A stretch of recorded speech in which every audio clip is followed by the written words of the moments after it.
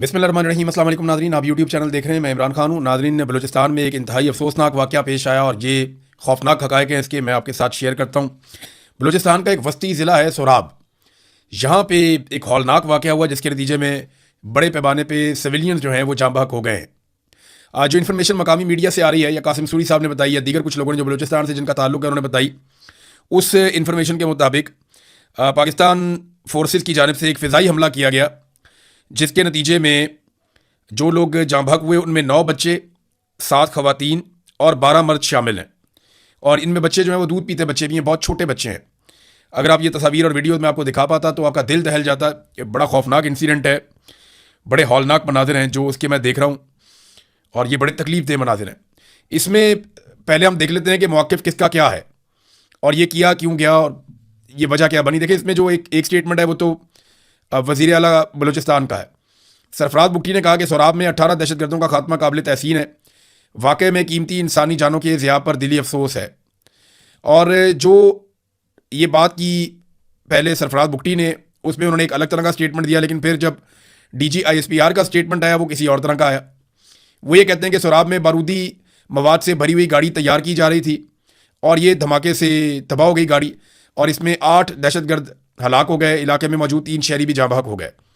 अब ये वो इब्तदाई इतलात हैं जो अलग अलग ज़राए से दी गई हैं, लेकिन जो नंबर्स आ रहे हैं वो 28 लोग हैं जो अब तक जाँ बहक हुए हैं, 17 लोग हैं वो ज़ख्मी हुए हैं और अवाम बड़ी तादाद में निकल कर बैठ गई है लाशें रख कर सोराब रोड के ऊपर। वहाँ पे सोराब के इलाके में जो मेन रोड है उसे सोराब मेन चौक कहते हैं, वहाँ पे लाशें रख कर लोग बैठ गए। सिक्योरिटी फोर्सेज ने वहाँ पे, बलूचिस्तान की हुकूमत ने और सिक्योरिटी फोर्सेज ने कर्फ्यू नाफिज कर दिया है और वहाँ सारी रात अब कर्फ्यू रहता है। लोगों की नकलो हरकत पर पाबंदी लगा दी गई है और इस मामले को दबाने और छुपाने की कोशिश की जा रही है। और कोशिश ये की जा रही है कि 15 अगस्त तक ये कर्फ्यू जारी रहे जब तक कि 14 अगस्त के प्रोग्राम नहीं हो जाते। अब ये इंतहाई अफसोसनाक वाक़या है। 28 पाकिस्तानी शहरी जो बलूचिस्तान से हैं वो शहीद हुए। उनमें 9 बच्चे, 7 ख़वातीन और 12 सिविलियन मर्द शामिल हैं। अब इसमें पहले कुछ जो मिलिट्री एस्टेब्लिशमेंट के करीब सहाफ़ी हैं उन्होंने ये खबर दी थी कि क्वाड कॉप्टर के ज़रिए से दहशतगर्दों पर हमला किया गया और उस हमले के नतीजे में कुछ सिविलियन भी मारे गए। तफसीलात अभी आ रही हैं। DG ISPR ने एक अलग तरह का मौक़िफ़ दिया कि वो खुद ही धमाका हो गया, वो खुद कुछ बम्बार वाली गाड़ी तैयार कर रहे थे। जबकि जो सरफराज बुगटी हैं उन्होंने एक और दावा किया कि जनाब ये तो सिक्योरिटी फोर्सेज ने कोई ऑपरेशन किया और बड़ा ज़बरदस्त ऑपरेशन किया। तो एक्चुअली ये हुआ क्या, जो मकामी लोग ये बताते हैं और जो मकामी सियासतदान हैं उन सबका ये कहना है कि ये जेट तैयारों के साथ हमला किया गया और यहाँ पर बम्बारी हुई, उसके नतीजे में इतने बड़े पैमाने पर हलाकतें हुई हैं। अब ये छोटे छोटे बच्चों की लाशें सड़क पर रख के बैठे हुए हैं। ये बड़े हौलनाक मनाजिर हैं। मैंने इस तरह के मनाजिर मैंने गज़ा में देखे थे, यानी वो एग्जैक्टली मुझे वैसा ही दिखाई दे रहा था, मट्टी से हटे हुए जिस्म। और बहुत, अख्तर मेंगल साहब कहते हैं कि दर्द की कोई सरहद नहीं होती। गज़ा के मलबे में दबे मासूम ख्वाब हों या बलूचिस्तान की वादियों, घरों, चौक चौराहों, झोंपड़ियों में बिखरी हुई लाशें, दर्द हर जगह एक ही ज़ुबान बोलता है। किसी माँ की गोद उजड़ती है, किसी बहन की आंख अपने प्यारे की राह तकती रहती है और किसी के बच्चे के हाथ में खिलौने की बजाय खौफ रह जाता है। ये सिर्फ घरों के उजड़ने का दुख नहीं है, ये इंसानियत के ज़ख्मी होने का नोहा है। काश दुनिया इन आंसुओं की आवाज़ सुन सके। काश हर मजलूम के लिए अमन, इंसाफ और जीने का हक सिर्फ एक ख्वाब ना रहे। जो सनाउल्लाह बलोच हैं, सेनेटर बलूचिस्तान से, वो क्या कहते हैं, MP भी रहे, सेनेटर भी। वो ये कहते हैं कि सोराब के अलमनाक वाक़े पर शदीद रद्दअमल का उन्होंने इजहार करते हुए कहा कि इस्लामाबाद को एक लम्हे के लिए रुक कर खुद से सवाल करना चाहिए कि आखिर अपने ही शहरियों के खिलाफ जंगी तैयारों और हेलीकॉप्टरों के इस्तेमाल की नौबत क्यों आ रही है। अब ये वहाँ के ज़िम्मेदारान कह रहे हैं, अहम तरीन लोग कह रहे हैं कि ये फ़िज़ाई हमला किया गया जेट तैयारों या हेलीकॉप्टरों से, जिसके नतीजे में सिविलियंस की हलाकतें हुई हैं। उन्होंने कहा रियासत अपने ही लोगों से मुसलसल दस्तों गिरबान रहने की बजाय एतमाद का रिश्ता कायम करे और चेक पोस्टों, बंदूकों और निगरानी पर इन्हिसार कम करे। सोराब वाक़े को किसी बयानिए के जरिए छुपाने की बजाय आला सतह पर तहकीकात करवाई जाएँ और हक़ाइक़ अवाम के सामने लाए जाएँ। उन्होंने कहा कि मुतासरीन के ज़ख्मों पर नमकपाशी के बजाय वाक़े की शफ़ाफ़ तहकीकात ज़रूरी हैं। ये जनाब सनाउल्लाह बलोच साहब का स्टेटमेंट है, ये भी मैंने आपके सामने रख दिया। बलूचिस्तान यकजहती कमेटी, जो महरंग बलूच हैं जिनको जेल में बंद किया हुआ है, उनकी जो पार्टी है या बलूचिस्तान यकजहती कमेटी है, वो ये कहती है कि बलोच अवामी आबादियों पर बमबारी करना और फिर शहीद होने वालों को दहशतगर्द कहना इंतहाई शर्मनाक अमल है। गैर संजीदा बयानात से अंदाज़ा लगाना मुश्किल नहीं है कि 4 साला मासूम बच्चों के जनाजों पर रियासती इदारों को ज़रा बराबर भी अफसोस नहीं है। सोराब गदर में पेश आने वाला वाक़या रूह को झंझोड़ देने वाला वाक़या है खून आलूद कफन सड़क पर एहतजाज करने पहुंचे तो पूरा रियासती मीडिया बयानियां घड़ने के लिए उन्हें दहशतगर्द करार दे रही है। बच्चे तो दहशतगर्द नहीं हो सकते ना, खवातीन तो दहशतगर्द नहीं हो सकती। एक छोटा बच्चा बहुत मासूम जो सही तरह से चलता भी नहीं है वो कैसे दहशतगर्द हो सकता है? एक इतना छोटा बच्चा जो कभी स्कूल भी नहीं गया वो कैसे दहशतगर्द हो सकता है? एक औरत जो अपने घर के अंदर रहती है, चादर और चार दीवारी के अंदर रहती है, अपने घर के काम निपटाती है, बच्चों को पालती है, वो कैसे दहशतगर्द हो सकती है? एक आम आदमी जिसको अपने बच्चों का पेट पालने से फुर्सत नहीं है वो कैसे दहशतगर्द हो सकता है? पाकिस्तान का मीडिया इसके ऊपर एक लफ्ज बोलने को तैयार नहीं है। एक जुमला पाकिस्तान का मीडिया इसके ऊपर नहीं बोल रहा, कोई इसके ऊपर बात नहीं कर रहा, सोशल मीडिया भी ज़्यादा इसके ऊपर बात नहीं कर रहा। मेरी आप सबसे गुजारिश है, जितने भी हमारे डिजिटल मीडिया के दोस्त हैं वो तमाम इस वाक़े को रिपोर्ट करें, सोशल मीडिया पे इसको ज़्यादा से ज़्यादा उठाएं ताकि आइंदा के लिए ऐसे कत्ले आम से पहले 10 दफ़ा सोचा जाए। इंतहाई अफसोसनाक वाक़या है। मिलिट्री एस्टेब्लिशमेंट और हुकूमत ने इस वाक़े को अलग अलग तरह से बयान किया, जिससे इस बात को क्लियर किया जा सकता है कि वो कुछ छुपाने की कोशिश कर रहे हैं और लोग लाशें सड़क पर रख के बैठे हैं तो वहाँ पे कर्फ्यू लगा दिया गया कि वहाँ पे अब कोई जाएगा ही नहीं, हम किसी को वहाँ पे जाने ही नहीं देंगे। नाज़रीन, ये आप देखें ना, इसहाक डार का स्टेटमेंट। एक अफसोसनाक इंसिडेंट हुआ बहरा अहमर में, जिसको रेड सी कहते हैं आप, जहाँ पे हौसी हमला कर देते हैं उन बहरी जहाज़ों के ऊपर जो सऊदी अरब से निकलते हैं। तो इसहाक डार उसके बारे में कहते हैं कि बड़ी तशवीश है मुझे उस हमले पे। मालूमात के मुताबिक 3 पाकिस्तानी शहरी अपनी जानों से हाथ धो बैठे हैं जबकि एक ज़ख्मी हुआ है। हम गमज़दा ख़ानदानों से दिली ताज़ियत करते हैं। और वो कहते हैं पाकिस्तान गैर जंगजू तजारती जहाज़ पर हौसी हमले की शदीद मजम्मत करता है, बेगुनाह इंसानों की ज़िंदगियों को खतरे में डालते हैं। देखिए, हौसियों से अब पाकिस्तान ने लड़ाई करनी है, ये हम सब जानते हैं। वो इसलिए कि सऊदी अरब की हौसियों के साथ लड़ाई है और पाकिस्तान का सऊदी अरब के साथ दिफाई मुआहदा है और हौसियों को दहशतगर्द कहा जाता है, लिहाजा हौसियों के साथ तो अब लड़ाई करनी है पाकिस्तान को, ये हम सबको आइडिया है। तो वहाँ इसहाक डार साहब को नज़र आ गया, पाकिस्तान के वज़ीर ख़ारजा को, कि वहाँ 3 पाकिस्तानी शहीद हुए, लेकिन ये जो 28 पाकिस्तानी जाँ बहक हुए जिनमें बच्चे और ख़वातीन भी हैं, ये उनको नज़र नहीं आया, क्योंकि यहाँ पे जो हथियार इस्तेमाल किया वो पाकिस्तान की सिक्योरिटी फोर्सेस ने किया, किसी और ने नहीं किया।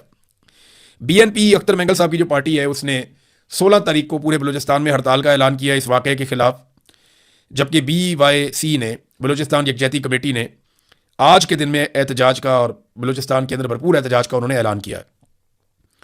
अब नाज़रीन, ये है वो अफसोसनाक खबर जो मैंने आपके साथ शेयर कर दी बलूचिस्तान से। आज का दिन वैसे भी बड़ा इंपॉर्टेंट है, वो इसलिए अहम है आज का दिन कि इमरान खान साहब की मुलाकात के लिए आज सुहेल आफरीदी ने और पार्लियामेंटेरियंस ने, सब ने जो फैसला किया वो ये था कि सारे के सारे आज जाएंगे इमरान खान साहब से मुलाकात के लिए और उनसे मुलाकात की कोशिश करेंगे। और अगर इमरान खान साहब से मुलाकात नहीं करवाई जाती तो उसके बाद फिर वहाँ पे वो मुज़ामत करेंगे। और जो ऐलान किया था वो ये किया था कि पूरे पाकिस्तान को फिर हम बंद करेंगे रात के वक्त और पाकिस्तान के हर चौक में एहतजाज किया जाएगा, हर चौक में डी चौक बनाया जाएगा। अब देखते हैं कि पाकिस्तान तहरीक इंसाफ को आज मुलाकात की इजाज़त दी जाती है या नहीं, और अगर इजाज़त दी जाती है तो जेल से क्या खबर निकलती है। अगर इजाज़त नहीं दी जाती तो क्या अपने वादे के मुताबिक पाकिस्तान तहरीक इंसाफ रात को पूरा जोर लगा के पाकिस्तान भर के अंदर एहतजाजी एक हिकमत अमली अपना सकती है? ये चीज़ें भी हमें भी नज़र आ जाएंगी थोड़ी देर में। जो नाम दिए गए मुलाकात के लिए, उसमें पहला नाम है सुहेल आफरीदी का, दूसरा शाहिद खटक का, तीसरा मीना खान का, चौथा नाम है शफ़ी जान का, पाँचवां शफ़कत अयाज़ का और छठा नाम है अब्दुल सलाम अफरीदी का। ये नाज़रीन 6 नाम दिए गए हैं क्योंकि अदालत का हुक्म था कि 6 लोग मिल सकेंगे इमरान खान साहब को हर जुमेरात को। तो ये 6 नाम दे दिए गए हैं जो इमरान खान साहब से मिलने के लिए जाएंगे। एक और ऐलान किया सुहेल आफरीदी ने जो बड़ा इंपॉर्टेंट है मेरी नज़र में। वो ऐलान उन्होंने ये किया कि अब तक जो लोग इकट्ठे हुए हैं इमरान खान रिहाई अमन फोर्स के प्लेटफॉर्म पे, जो नौजवानों ने अपनी रजिस्ट्रेशन करवाई है, अब तक 5,30,000 नौजवान इसके अंदर शामिल हो गए हैं इमरान खान रिहाई अमन फोर्स में। अगर तो इसमें 5,30,000 नौजवान शामिल हो गए हैं तो ये तो तादाद ठीक तरीके से बढ़ रही है, क्योंकि कुछ दिनों पहले तक बताया गया था कि 60,000 नौजवान है। अब अगर हफ्ते डेढ़ के बाद ये 5,30,000 है तो फिर तो उम्मीद की जा सकती है कि 27 सितंबर आने तक इनकी तादाद 20-25 लाख तक भी हो सकती है।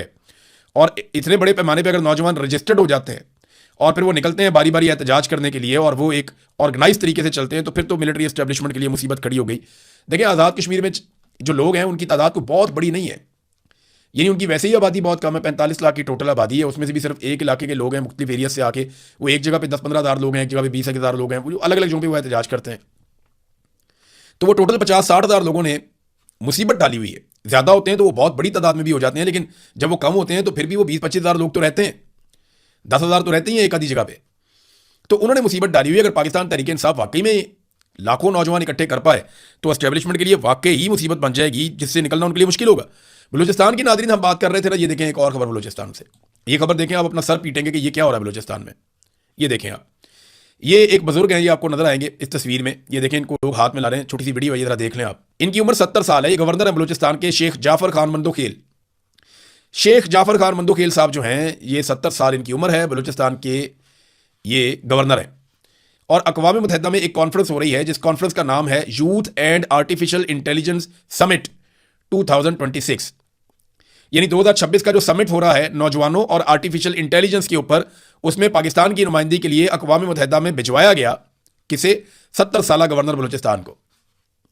है ना मजे की बात। पूरे पाकिस्तान में कोई नौजवान नहीं मिला जो यूथ और आर्टिफिशियल इंटेलिजेंस के हवाले से अक़वाम मुत्तहिदा में जाकर नुमाइंदगी करता पाकिस्तान की। जो प्रोग्राम है वो यूथ का है और 70 साल बाबा जी गए हुए हैं गवर्नर साहब, क्योंकि उन्हें सैर कराना मकसद था। तो नाज़रीन, ऐसे ही बंदरबांट की है मिलिट्री एस्टेब्लिशमेंट ने ना, कभी सही बंदे को सही काम पे आने ही नहीं दिया।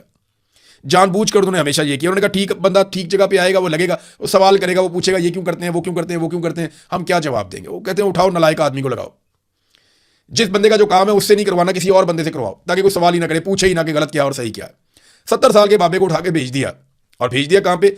यूथ एंड आर्टिफिशियल इंटेलिजेंस का समिट है 2026 का, अक़वाम मुत्तहिदा के प्लेटफॉर्म पे, दुनिया का सबसे बड़ा प्लेटफॉर्म है जहां पे भेज दिया, और वो भी मुंह उठा के चल दिए। उनको भी शर्म नहीं आई कि मैं कहां जा रहा हूं। ये है जनाब पाकिस्तान के अंदर और बलूचिस्तान के अंदर सूरत हाल। नाज़रीन, ये एक और इंसिडेंट हुआ, आमिर मुगल साहब के घर के ऊपर बहुत बड़ा हमला हुआ है।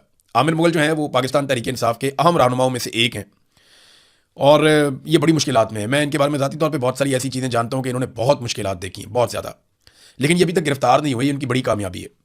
इन्हें गिरफ्तार करने के लिए कई लोगों को गिरफ्तार किया गया, उनके जरिए से इन्हें गिरफ्तार करने की कोशिश की गई, लेकिन आमिर मुगल ने जिद पकड़ी हुई है कि मैंने गिरफ्तार नहीं होना, मैंने नाक में दम करके रहना। अब जब भी कभी इस्लामाबाद आने का या एहतजाज करने का कोई ऐलान होता है ना, तो सारी एजेंसियां लग जाती हैं इस चक्कर में कि आमिर मुगल को पकड़ लो, क्योंकि ये इस्लामाबाद का सबसे एक्टिव लोगों में से एक आदमी है।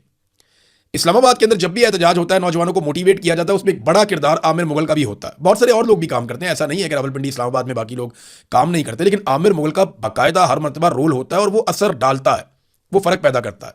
इसलिए इनकी ख्वाहिश है कि हर हाल में, इससे पहले कि एहतजाज शुरू हो, आमिर मुगल को किसी तरह गिरफ्तार करके अंदर डाल दिया जाए, उसको न्यूट्रलाइज कर दिया जाए। जनाब, उनके घर के ऊपर रेड मारा और उनके सोफे की गद्दियां उखाड़ दी, कुर्सियां और दरवाजे तोड़ दिए, फ्रिज खोल दिया, वो भी तोड़ दिया, शीशे तोड़ दिए। यानी आमिर मुगल की शीशों के बीच में बैठा हुआ है या गद्दियों के बीच में छुपा हुआ है। ये चीज़ें आप क्यों तोड़ते हैं? ये चीज़ें पता क्यों तोड़ते हैं? सोफे तोड़ते हैं, फर्नीचर तोड़ते हैं, मेज़ें तोड़ते हैं, फ्रिज तोड़ते हैं, घर के शीशे, बाकी चीज़ें, स्क्रीन तोड़ देते हैं। क्यों तोड़ते हैं पता है? ये इसलिए तोड़ते हैं ताकि अगले बंदे का इतना नुकसान हो जाए कि वो डर जाए और वो पीछे हट जाए इस लड़ाई से। क्योंकि मिडिल क्लास के लोग हैं ज़्यादातर। आमिर मुगल भी मिडिल क्लास का आदमी है, वो बहुत अमीर आदमी तो नहीं है। तो अब ये जो नुकसान हुआ है बेचारा कैसे भरेगा? कैसे भरेगा? आम आदमी को चीज़ें बनाने में बहुत लंबा अरसा लग जाता है। आमिर मुगल ने खुद बताया कि कोई लेडी एहलकार नहीं थी, चादर और चार दीवारी का तकद्दुस पामाल किया गया, तोड़ फोड़ किया गया। हमारे उसके घर में जो कुत्ते हैं उनको डंडों से मारा गया, और 2-3 फायर भी किए गए कुत्तों को चुप करवाने के लिए, उनको डराने के लिए। फिर खौल उठा के साथ ले गए, डीवीआर उतार के साथ ले गए। आमिर मुगल को गालियां देते रहे और कत्ल करने की फैमिली के सामने धमकियां देते रहे, संगीन नताइज की धमकियां देते रहे। मोबाइल फ़ोन भी साथ ले गए, मोटरसाइकिलें 2 घर में खड़ी थी वो भी चोरी करके साथ ले गए। तो आमिर मुगल कहता है जी मुझे तो याद भी नहीं है मेरे घर पे अब तक कितने अटैक, कितने हमले हो चुके हैं। ये है नाज़रीन सूरत हाल। और ये आपको पता ना, पंजाब में हो या इस्लामाबाद में हो, फस्तायत इसी तरह अपने उरूज के ऊपर है। उन्हें कोई फ़र्क नहीं पड़ता कि पाकिस्तानी उनके बारे में क्या सोचते हैं। नाज़रीन, ये मोहम्मद हुसैन के बारे में जो खबर मैंने आपको दी थी ना, वो जो नौजवान कत्ल हो गया, जिसके बारे में ये इल्ज़ाम लगाया गया कि ये मुबैना तौर पे GHQ में दाखिल होकर वहाँ पे PTI का झंडा लहराना चाहता था, और वहाँ पे ये कोई पिस्तौल लेकर घुस गया था और ये चाह रहा था कि ये कत्लेआम कर दे और जाके PTI का झंडा GHQ में लहरा दे। यानी इल्ज़ाम तो इसी किस्म के हैं उसके ऊपर। उसके बारे में मैंने आपको शुरू में एक बात बताई थी सबसे पहले। बहुत सारे लोग कहते हैं कि ये कैसे हो सकता है। मैंने आपको कहा था ना कि वो ज़हनी तौर पे एक मरीज़ आदमी है, नॉर्मल नहीं है। अब ये BBC ने भी खबर दी है, उन्होंने भी तस्दीक की, और आहिस्ता आहिस्ता बाकी लोग भी तस्दीक कर रहे हैं कि ना सिर्फ वो नफसियाती मर्ज़ का शिकार था, बल्कि 3-4 साल से बहुत दबाव में था, बड़ी परेशानी में था, और वो दवाइयाँ भी इस्तेमाल कर रहा था। उसकी दवाइयों की तफसीलात भी आ चुकी हैं, जबकि उसकी फैमिली ने कहा कि वो हर तरह का ताउन करेंगे, इस मामले की मुकम्मल तहकीकात करवाई जाए। पाकिस्तान तहरीक इंसाफ ने भी कहा कि इसकी तहकीकात करवाएं। अब नाज़रीन, मईशत के ऊपर बहुत सारी खबरें हैं, यहाँ इनके साथ जुड़ती नहीं हैं, लेकिन मैं नेक्स्ट व्लॉग में आपको ज़रूर बताऊँगा कि मईशत के हवाले से आज हम कहाँ खड़े हैं और ये किसकी मेहरबानी है, और ये जो नया झटका हमें लगा बहुत बड़ा, ये झटका हमें कहाँ लेकर जाएगा। अब तक के लिए इतना ही। अपना ख्याल रखिएगा, अपने चैनल का भी। अल्लाह हाफ़िज़।